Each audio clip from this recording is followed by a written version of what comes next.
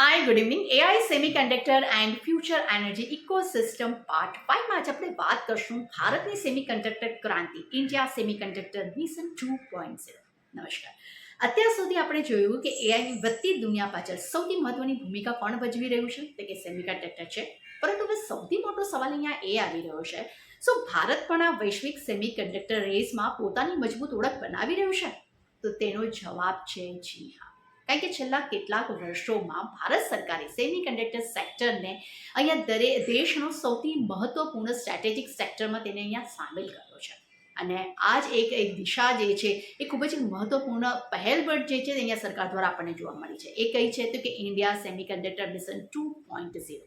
હવે આ જે પહેલ જે છે તે ભારતે માત્ર ચીપ બનાવવા પૂરતી જ નથી કરી, પરંતુ જે પૂરી સેમિકન્ડક્ટર ઇકોસિસ્ટમ છે તેને ડેવલપ કરવા માટે કરી છે, જેમાં ચીપ ડિઝાઇન છે, મેન્યુફેક્ચરિંગ છે, એસેમ્બલી, ટેસ્ટિંગ, પેકેજિંગ અને ઇલેક્ટ્રોનિક મેન્યુફેક્ચરિંગ સુધીના જે પૂરી વેલ્યુ ચેઇન જે છે તેને અહીંયા ડેવલપ કરવાનો પ્રયાસ જે છે અહીંયા સરકાર કરી રહી છે. પણ હવે સરકાર માટે આટલું બધું મહત્વનું કેમ છે? કારણ કે આજે પૂરી દુનિયાના મોટા ભાગનું ચીપ પ્રોડક્શન જે છે પૂરા દેશ જે છે તેના પર અહીંયા કેન્દ્રિત થતી જોવા મળી રહી છે. અને જ્યારે આ સપ્લાય ચેનમાં કોઈ વિક્ષેપ આવે ત્યારે તેની સમગ્ર અસર જે છે અહીંયા દુનિયા પર પડી શકે છે. અને તેનું ઉદાહરણ આપણે કોરોના સમય પર આપણે જોયું હતું. તો આ જ એક કારણ છે જેને કારણે કરીને આજે ઘણી વૈશ્વિક કંપનીઓ માત્ર એક જ દેશ પર તેઓ નિર્ભર રહેવા નથી માંગતી અહીંયા. અને આ સ્ટ્રેટેજીને કહેવામાં આવે છે ચાઇના +1 સ્ટ્રેટેજી.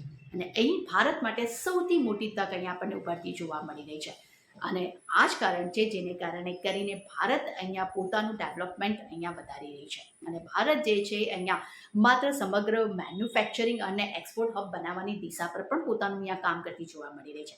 હવે આ જે પરિવર્તન આવી રહ્યું છે તેને વધુ ગતિ આપવા માટે પણ સરકાર તરફથી ઘણું જ પ્રોત્સાહન આપવામાં આવ્યું છે.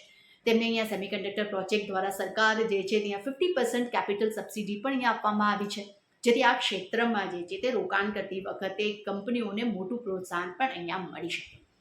પરંતુ ભારત માટે સૌથી મોટી તાકાત જે છે તે માત્ર યુનિટ જ નથી, પરંતુ ભારત પાસે હવે દુનિયાની શ્રેષ્ઠ ચીપ ડિઝાઇન ટેલેન્ટ પણ છે.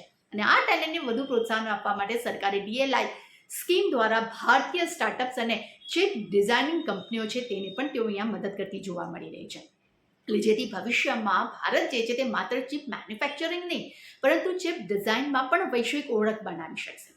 તો અહીંયા રોકાણકારો માટે ખૂબ જ અહીંયા ઇન્ટરેસ્ટિંગ અહીંયા આપણે વાત જાણવા મળી રહી છે કે સેમિકન્ડક્ટર જે છે તે માત્ર એક ઇન્ડસ્ટ્રી જ નથી, પરંતુ ભારત માટે આગામી દાયકાનો સૌથી મોટી ગ્રોથ સ્ટોરી પણ અહીંયા બની શકે છે. પોલિસી બનાવવાથી જ ઇન્ડસ્ટ્રી ઊભી નથી થતી, તેના માટે અહીંયા જમીન પર અહીંયા પ્રોજેક્ટ પણ લાગુ કરવો જરૂરી છે, તેને શરૂ કરવો પણ જરૂરી છે, મોટા રોકાણ કરવા પણ એટલા જ જરૂરી છે. તો શું ખરેખર ભારતમાં બધું થઈ રહ્યું છે? અને ગુજરાતના ધોલેરા અને સાણંદ જે છે તે કેમ આટલા બધા ચર્ચામાં છે? Tata electronics, CG power, Kaynes Tech, Tata Elxsi જેવી કંપનીઓ જે છે તે મેગા ટ્રેન્ડનો ભાગ કેવી રીતે અહીંયા બની શકે છે? અને રોકાણકારો માટે અહીંયા સૌથી વધુ તક ક્યાં ઉભરતી જોવા મળી રહી છે? આ બધી જાણીશું પાર્ટ 6માં. જો તમને મારું અત્યાર સુધીનું રિસર્ચ પસંદ આવ્યું હોય તો મને લાઈક કરજો અને શેર કરજો.